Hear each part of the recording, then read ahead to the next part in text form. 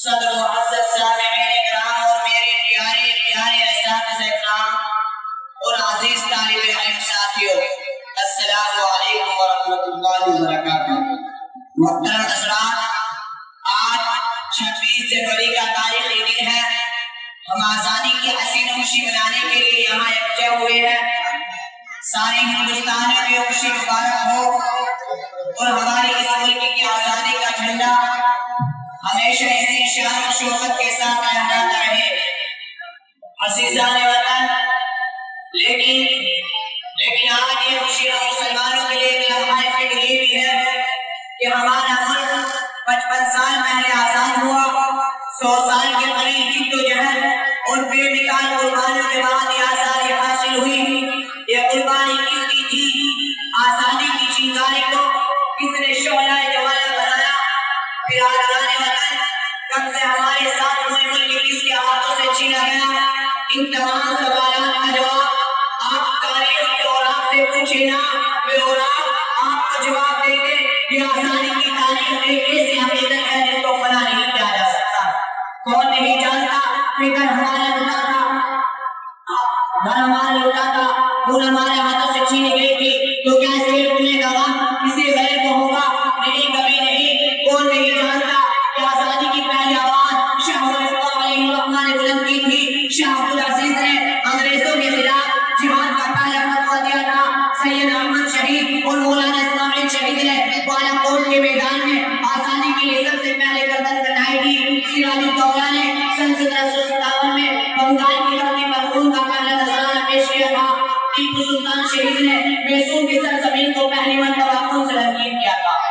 حضرت مہاجر مکی اور مولانا قاسم نانوتوی نے سب سے پہلے شاملی کے میدان اور دیوبند کے خونی وزیر کو اپنی حرارت نفسی سے گرم کیا۔ شیخ ولی علیہ الرحمہ نے ریشمی رومال کی تحریک چلائی اور مالٹا کی جیل میں اپنے جسم کو سڑایا تھا۔ کوئی کیسے کہہ سکتا ہے کہ آزادی کی طرح جدوجہد میں کوئی برادران وطن ہمارے ساتھ تھا؟ اے تاریخ، تجھے بھی چیلنج ہے۔ اے تاریخ کے مذاق اڑانے والے، تجھے بھی چیلنج ہے۔ کہ مسلمانوں کے قربانیوں کا انکار کرنے والے، تجھے بھی چیلنج ہے۔ کہ جمہوریت کا خون کرنے والے، تجھے بھی چیلنج ہے۔ اگر تمہارے پاس اس حقیقت کو جھٹلانے کے لیے کوئی دلیل ہو تو پیش کرو۔ ایک مورخ کا قول کتنا صحیح ہے کہ اگر یہ ملک سن 1919 سے پہلے آزاد ہوتا تو ہمارے برادران وطن کو وزارت میں آنے اور حکومت سنبھالنے کا خیال تک نہ آتا۔